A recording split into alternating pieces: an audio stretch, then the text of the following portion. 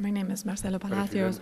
I'm the president. As I was saying, if you don't know me, probably most of you don't, my name is Marcelo Palacios. I'm the president of the Scientific Committee for the International Bioethics Society and organizing committee of this conference.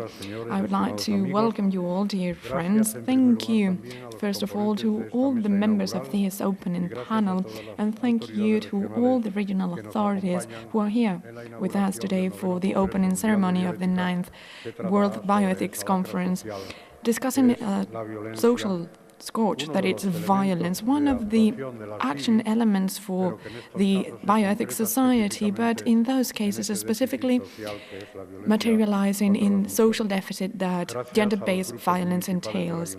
Thank you to all the members of the Council of the GIJON that have supported and encouraged us. Thank you to the feminist movement in Asturias cooperating for this agenda, and they will be wording the final conclusions. Thank you to the Teachers Association GIJON East for the constant support to our teaching program, that it's our jewel at the International Bioethics Society ever since it was created, and also the principals of private and public schools that are part of our yearly seminar that are also part of this conference. Thank you to all the speakers and the chairs coming from Asturias, all other parts of Spain and abroad that have been happy to be here. Let me highlight those that coming from other countries very far away have taken on them the expenses of their trip to release us from that burden. For the NGO Pájaro Azul was quite an effort, so thank you, Isolina, specifically for that. Thank you to the directors and journalists and the press representatives from El Comercio, La Nueva España, Cadena SER, and the television of the Principality of Asturias that agreed to jointly chair several panels in the conference, showing how they are positively involved in the fight against gender-based violence. Thank you to all those of you who, in difficult situations, make it possible to have this conference. And I mean Divertia, the FITSIT, the General Parliament of the Principality, and Ramon Andrés' Foundation. I feel that people coming from those countries that don't have the means, I'm sorry that they could not be here, contrary to other times, and they could not pay for their trip, and we couldn't afford it either. Thank you, Maria Eugenia. Where are you, who selfishly, ever since the society was created, takes pictures of all the events? Thank you to all those volunteers, Blanca, Lucia, Isabel, Julia, Rocío, Cristina, Fernanda, Maria, Deborah, and Pilar, who've been fully committed to make sure that all the people get their documents and papers and have a proper running conference. Thank you, NGOs, for bearing witness against gender-based violence in the seats granted by the Chamber. And I would also like to thank the director of this chamber for their offer. Thank you, Álvaro, and also all the collaborators, Elias, Eugenio, Laura, and Jara as well, and others that I keep in my memory for your welcoming experience. Thank you to all coming from the Protocol School in Oviedo, coming here to learn and help out. Thank you, Retrocaravan, Botan Rosa. Together with Maria Eugenia Rodriguez will tomorrow sponsor the snack that you will be enjoying with the delicatessen for all the conference members and attendants. And also Angela, she will get us 10 Spanish omelettes for tomorrow's snacks. Angela, you didn't want me to mention it, but I mentioned it though. Thank you, Beatriz, my wonderful hand and the organizing committee of the conference. I am the head of this conference, but she is the engine, the driving force, the smart force that makes sure that we all other do it all right. And also Isma that helped out in recent days. And thank you to all 500 people coming from everywhere in the world to be part of this discussion and debates. And I hope you enjoy GIJON and Asturias, our people, and the wonderful appealing signs are waiting for you. Some members of the scientific committee are not with us anymore. Elvin Dodge from Germany passed away, Ergos Gross as well, and Jean-Michel from France, they passed away. And some others, such as Maurice Dooley from Ireland, could not make it here today. And we would like to pay a tribute to them and their teachings and loyalty to to the Bioethics Society since it was founded 18 years ago. The seats will not be empty. We will have new members joining us to the Scientific Committee. Serafín Marcos from Spain, representing the University of Oviedo, Professor Salvador Varillo Egel from Argentina, Professor Vitulia Ivon from Italy, Daniel Piedi Herrera from Cuba, and Dublin Sobaya from Malawi. All of them have long experience in the fields of law, science, and medicine regarding bioethics, so be welcome. They will also be as outstanding as their predecessors. Dear friends, violence is aggressiveness, that it's an animal instinct directed by reason to cause a damage. So both basic components of violence, regardless of any nuances, are intentionality and damage. This Bioethics Society is committed to going deeper into violence-related topics, and also with the consultancy of the feminist movement. Once again, we would like to thank them for cooperation. We take upon us to look into this scourge violence, which is a social deficit and anti-cultural fact, and we at the Bioethics Society could not stay alien to this situation. Here at this conference we will look into gender-based violence from social, cultural, social-structural, health and legal perspectives. This is a problem that needs to be eliminated from a cultural approach, but with efficient measures. The experience and knowledge of the panelists on this topic and the debate should yield a very positive result. But we also want the conference not just to be words, but we would also submit the conclusions to all the authorities and institutions as we see fit for them to make choices. The whole conference, I'm not sure I've said it already, but will be streamed on our website and El Comercio's website. And I hope that this cry against gender-based violence makes it to every corner of the globe, either now or later on through our website, and with other media we will make sure that it's the case. So welcome you all to Gijón for everything you will be doing in the next 3 days, and with this cry against gender-based violence that harms women to the extent of death and to the extent of eliminating their family project. Yesterday in Olivares, Spain, a woman was murdered, brutally stabbed by her potential or alleged attacker, her husband. And even if we do not keep 1 minute of silence, we have the minutes of silence in our minds to remember her and many others that are suffering this violence. Bioethics Society equals Gijón. That's when we started back in '79, where we had the first conference in 2000 with Jean Dessert, a Nobel laureate. We had Wallace Ojinka, Kofi Annan, Jacques Diouf, and other personalities coming from all over the world, and also participants from different social fields. All of them, same as you, made Gijón a reference for science, technology, food, from bioethical perspectives. And this is Gijón going beyond those islands of phobia against our actions. These days, at the same level, that relevance or reference is what you enjoy, all participants, and we are certain that you will yield fruitful work. So be welcome. I will now give the floor to Mr. Palomino from the Areces Foundation. He could not make it today, but he wanted to convey that they are in solidarity with our activity. Next, we have Mr. Barragán, President of the Chamber of Commerce in Gijón. Thank you for your hospitality in these wonderful facilities.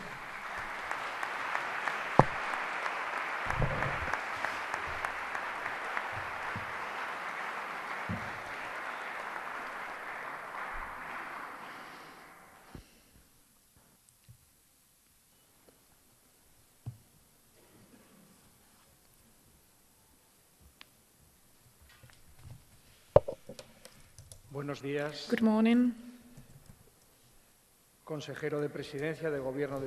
Representatives from the regional government, Vice President of the Regional Parliament, Councillor for Welfare from the Gijón Council, Rector of the University, of course, President of this Bioethics Society, dear Marcelo, all other authorities, representatives, mayor, former mayor. Welcome and good morning to all of you. Welcome to this conference hall at the Luis Daro facilities in Asturias. Throughout today and for the next 2 days, with the name Violence Against Women, Social, Structural and Legal Items, we will have the 9th conference promoted and sponsored by the International Bioethics Society. Under this name, we will try to look deeper into a topic that keeps staying or is still one of the scourges of our society. First, because women are subject to them because of their own nature and because it combines 2 elements that make it especially terrible and punishable: violence in any of its manifestations and silence. In many cases, also by the women themselves. They are subject to silence, but beyond these negative factors and factors that we need to reject, let me add something from a positive outlook. The fact that now in our society have the active contribution of women to all the fields of society, contributing in a paramount way to uplifting our society. Any potential step backwards, small as it might be, would be understood, of course, as something that has to be rejected by the society as a whole, specifically by the business people on behalf of them. That's what I want to convey sincerely and determined, first as a business person and second as president of the Chamber of Commerce.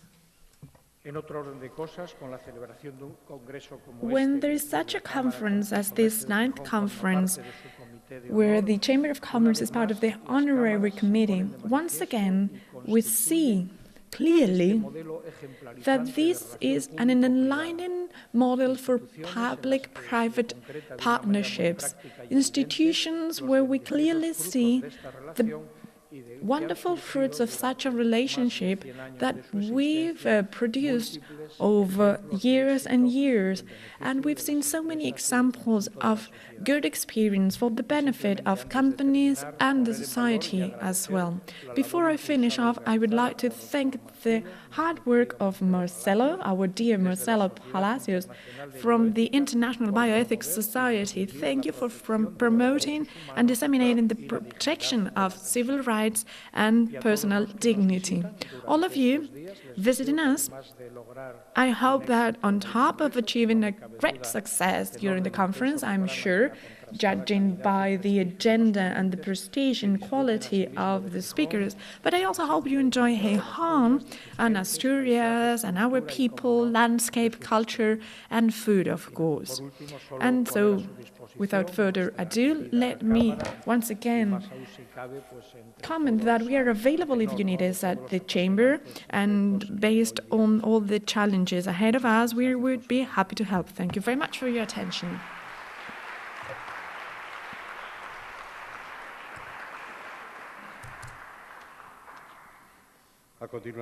Next, we give the floor to Eva Ian, Councillor for Social Welfare and Social Services at the City Council. Thank you very much, Marcelo.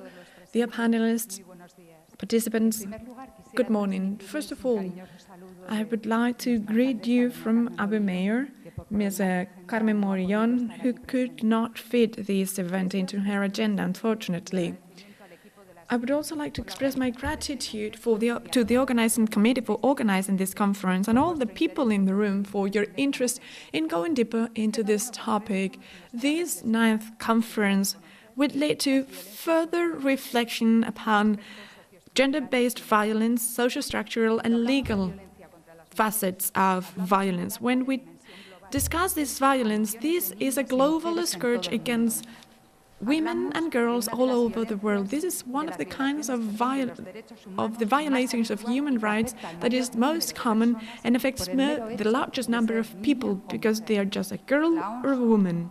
According to the World Health Organization, it's called it a pandemic. That's how they describe the situation. Since gender-based violence shows us sometimes unknown figures. 1 in 3 women has suffered physical or sexual violence in the world. It is calculated that over 200 million girls have had some kind of genital mutilation. 133 million have endured ablation. Over 4.5 million women and girls are sexually exploited and are victims of trafficking. 230 million women under 15 are married. 34% of women with some health problem or disability have suffered some kind of sexual assault or physical assault by their partner. In armed conflicts, violence against women is of a humongous reach. 250,000 women raped in Rwanda, almost 30,000 in 3 years in Congo. Half the women in Europe have suffered sexual harassment. According to the macro survey from 2015, 12.5% of women over 16 in Spain have suffered physical or sexual violence throughout their lives. The minor department mentions an increase of macho chauvinist violence amongst minors from 15 to 17 years of age. Restraining orders for girls under 18 have increased by 15%. Also, for those over 70 to 74 years old, those orders have increased by 25%. And in the last 15 years in Spain, we find 1,000 feminicides or femicides. Carmen Azuba, laureate, Prince of Asturias laureate in 2014, was part of an event. Cari risked her life every day in the defense of the life or women in her country, where she says sexual violence against women goes beyond any limit to our imagination. A woman's body has become a battlefield. It's a mass destruction weapon. Women murdered by gender-based violence are the most cruel expression, but as Almeida Valcarce mentions, are just the tip of extreme violence. Girls and women all over the world are exploited, enslaved, tortured, secluded, forced, sold into prostitution and murdered. We cannot understand a democratic and fair society as long as there is gender-based violence. And that's why we need to have the whole society involved in the fight against this kind of violence. According to CIS, this is the 25th concern in society, 23rd in women-related concerns. So we need the whole society involved for them to understand the magnitude, the reach of the problem, so that they are fully understood. And then all those policies that fight against gender-based violence are prioritized so that we can have gender equality policies to improve the quality of life of every citizen. I hope that these 3 days make this problem more visible and raise awareness so that this pandemic is one of the top concerns for our society. So once again, let me reiterate my gratitude to the International Bioethics Society for organizing this conference. I wish all the participants and panelists that you make the most of it, and if you're coming from elsewhere, I hope you really enjoy here home. Thank you very much to all of you. Authorities, guests, speakers, good morning, everyone. My first words need to be to greet you from the university. I think we are some 500 people, experts, and members that are part of this opening ceremony and that will be here for 3 days now. Let me once again say that I hope you really have a successful stay in Asturias, and I would like to warmly welcome you. Violence against women is a hindrance in the exercise of basic human rights. It's a clear threat against the life and the health of girls and women all over the world, and it prevents us from having an inclusive and sustainable society. Violence against women corrupts society from the inside, leading to fear, even at home, that works against reciprocal confidence and trust and goes against men and women equally. These are the words that the General Director of UNESCO, Irina Bokova, sent us on the International Day in the Eradication of Gender-Based Violence. That was November 2015. I guess this is enough to be aware of violence against women. According to the latest statistics by the Institute of Women Affairs and Equality on Gender-Based Violence 2015, there were over 129,000 reports and over 83,000 come from a police report with a report by the victim. These are concerning data, even though there has been reduced since 2008, when we had over 140,000 claims or reports, but it's worrying because there's been an increase compared to 2014.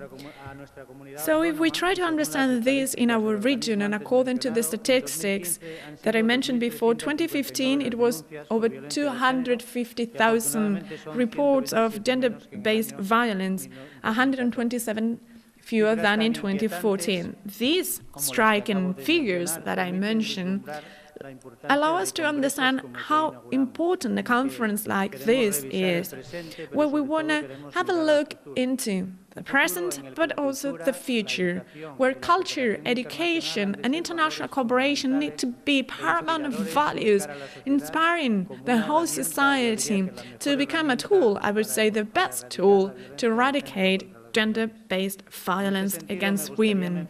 In such regards, I should also like to mention the contribution of the University of Oviedo through the Gender and Equality groups. We have the Gender Master, which is an international master looking into women affairs that we have in Oviedo since 2006. I guess this shows our intention to stay as educational leaders for gender affairs and fight in the eradication of any discrimination on the grounds of gender. But still, when we say violence against women, I guess we don't understand that this is a breach of all those rights where the state may have some accountability for action or omission.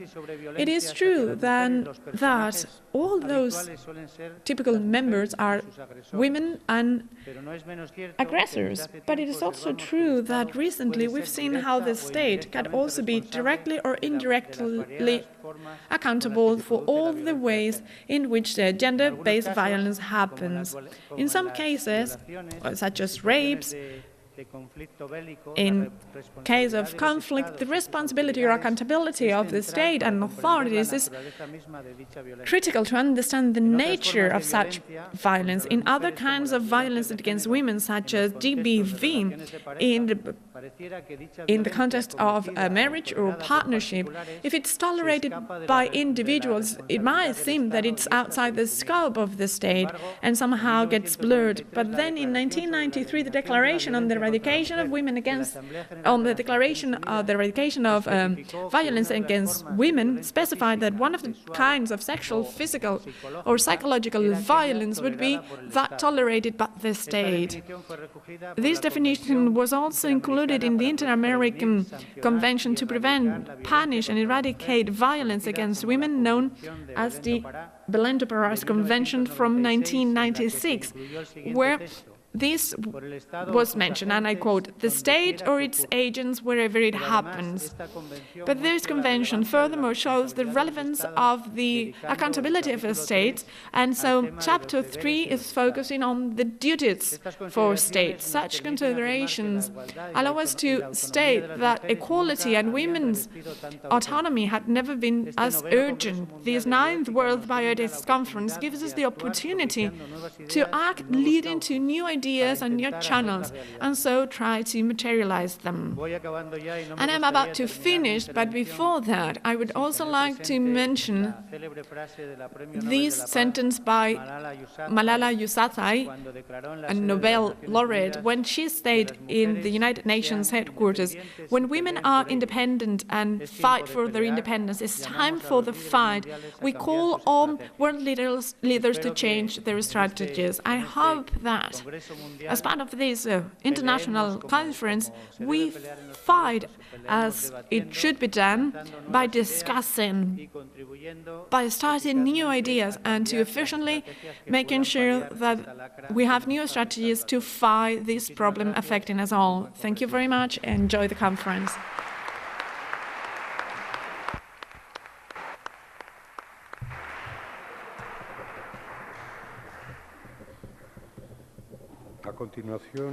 Next, we have the Vice President of the Asturian Parliament and the Principality of Asturias, María Josefa Miranda Fernández. Thank you. Chair, President of the Chamber, Rector of the University, Councillor for Social Services, and Councillor for the Presidency. Dear friends, first, let me welcome you on behalf of the President of the Parliament, the Asturian Parliament that I'm representing here, and that could not make it because there were other commitments. Thank you for your kind invitation to be part of this event. You've always understood how important bioethics is for improving citizens' lives, and we have a fluent cooperation and communication with the International Bioethics Society that is organizing this event. This conference tackles a very important topic, highlighting and raising awareness that gender needs to be part of all the transforming strategies for our government and for the political and professional strategies of our society. Bioethical principles claim that these need to be used for knowledge, society, and science. The Universal Declaration on Bioethics and Human Rights from October 2005 explained that a good way to achieve equality would be by paying attention to the situation of women. The UNESCO's conference in Kazan 2010 highlighted that women are the most affected by the negative effects of globalization and those in dearest need for education, health, sexual reproduction, migration, and other topics. In that scientific meeting, they mentioned how it's necessary to have bioethics and gender as part of the compulsory university curricula. We should have local and regional furthering of gender-related topics, and so they asked for the means to promote equal participation of women in decision-making processes for bioethics. And as part of bioethic research, AIDS, non-conventional medicine, non-standardized medicine, globalization, climate change, migrations, family care, gender impacts on risk decision-making should be included. We've seen how power relations in bioethics are not substantially different from those existing in all other fields of life and society nowadays. Characterized by gender discrimination, not just because of participation or priorities, but also regarding conceptualization of bioethics itself. Feminist bioethics has developed this ethical subject concept where you see how the world is defined by others without the gender neutrality when it comes to reproduction or consent. I'm no expert in the field, it is only natural or obvious, but I guess in the upcoming years we will have to include the results of gender research in other fields such as education, health and scientific research. And such decisions need this kind of events and conference to go deeper into the topic and to convey to society here in Asturias the information regarding such a sensitive topic and leading to new sensitivities to improve the necessary balance claimed by half the world. Thank you very much and the best of luck for this conference.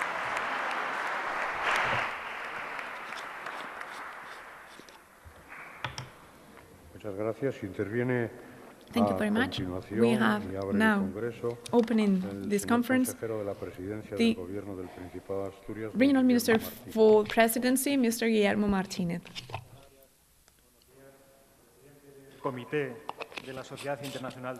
President of the Organizing Committee and organizer of this 9th World Bioethics Conference, Vice President of the Parliament, Rector of the University, Councillor for Welfare and Social Services, President of the Ramon Arrestes Foundation,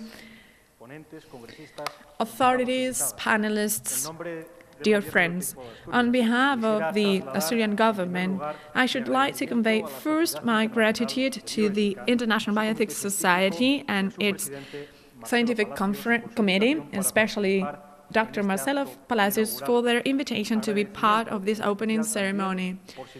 Also, I would like to thank them for locating gender-based violence as part of this discussion and for gathering the wonderful panelists and speakers around the topic. The violence against women is one of the greatest deficits in our democracy. We need to consider that we've referred to one of the most widespread and socially tolerated types of violence, and so one of the deepest and most complicated problems in our society, affecting every social class, every educational level, seen in every culture and country, and is enrooted in the inequality situation endured by over half the humanity. Toporov mentioned his ideas on the spirit of enlightenment, the most ambitious project of personal autonomy ever conducted in our planet. And yet, when he refers to equality, still mentions how women have to endure a burden or are subjected to men. And so the idea would be to go to this task of being enlightened, even though it's an endless task. So ahead of us, we have a challenge for which we need specific answers and collective commitments to lead to a change in the social and structural strategy where women have been neglected and invisible for decades now. We also need to mention the Spanish law, where it states that gender-based violence is not a private problem. We also need to understand, as Almeria Barcaza said, the weight of freedom and equality needs to be understood every woman independently, because achieving freedom equals equality. It is having access to the little things that are available that we are denied just because of a matter of sex.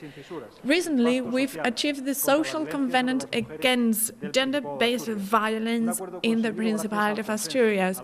There was consensus, there was willingness for understanding and institutional cooperation. It was the result of a participation process coordinated by the Asturian government together with all political parties represented in the parliament and together with associations, institutions and organizations represented in all those bodies committed in the fight against GBV. Let me mention them: the Asturian Council for Women Affairs, the Interdepartmental Protocol Commission, the Observatory Against GBV, and Shelter Group. This tool goes further in the involvement of society for cooperation, institutional cooperation, and the fight against GBV. Starts an ethical code to publicly punish GBV, work together to avoid it, to fight against inequality, and promote solidarity in the face of violence. But for that, we need to be engaged and committed, either collectively or individually. This is the way that we have to reply to the answer: what can we do in the fight against GBV and for equality, gender equality? Gender-based violence and femicide is caused by social accountability, individual accountability, and willingness.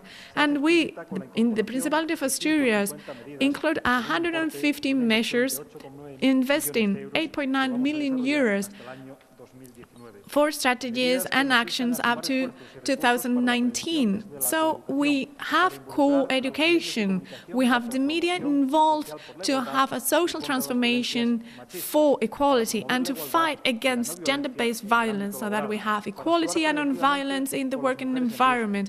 We work with women at risk.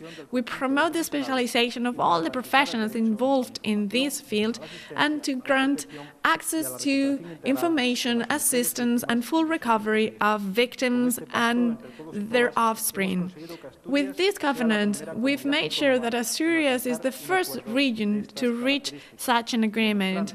And once again, we prove the leadership of our society in the policies for the fight against GBV. This is part of our government's agenda, such as the creation of shelters back in 2002. This is an exemplary action by the Principality and local governments together with the Red Cross in Asturias, starting a shelter service for all Asturian women.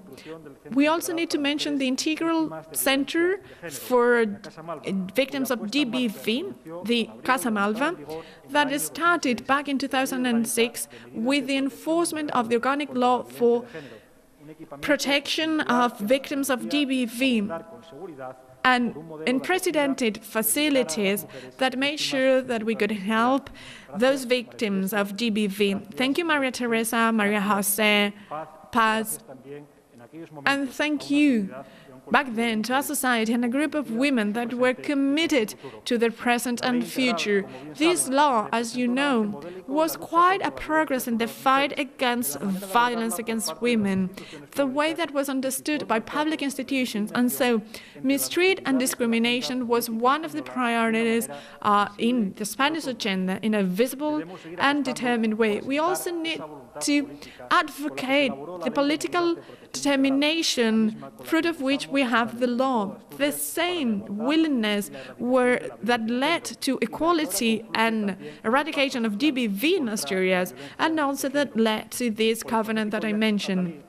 Jacques Attali has written several books on the future. One was on the history of future's history of humankind, which tends to be very pessimistic.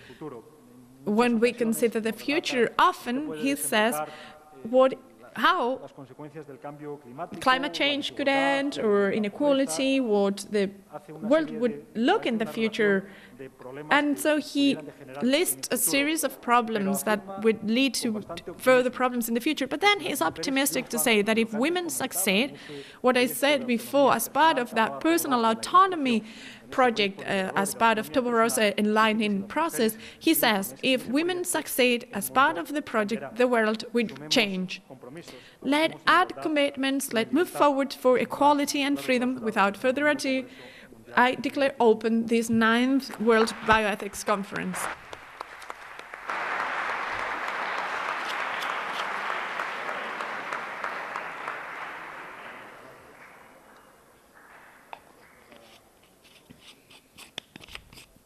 The DG of UNESCO, Ms. Irina Bokova, sent us a greeting video that we will be showing in a minute. The room is crowded. It is such a pleasure. I'm so happy to bear witness to this and seeing these well-known faces and some other new faces, which means that many people came from many other places. And you will become well-known faces, and let's hope you are good friends in the near future. Be welcome, all of you. And if you want to keep a memory, you have a stamp in the front door, and you can stamp your book there.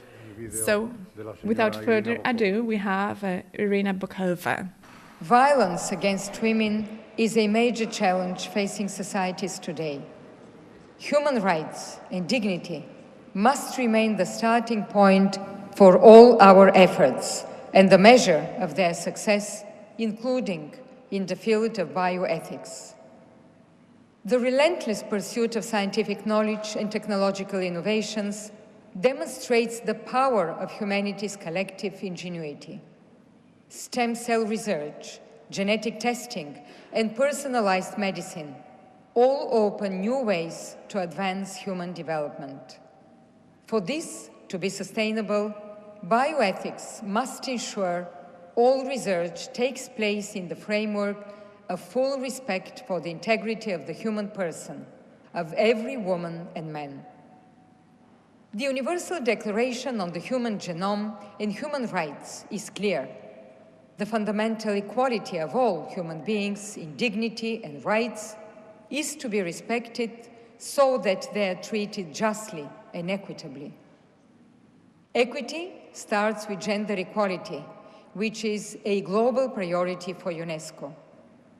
The search for scientific solutions must enhance all fundamental rights, especially those of women. All research must strengthen human dignity, not weaken it. Ethical issues relating to women's bodies, reproduction and development lie at the crossroads between individual decisions and universal norms and values. Moving forward calls for clear ethical principles and appropriate social and legal frameworks. This is why I wish to congratulate the International Society of Bioethics for exploring the challenge of violence against women to promote ever more equitable and inclusive bioethics. This has never been so important.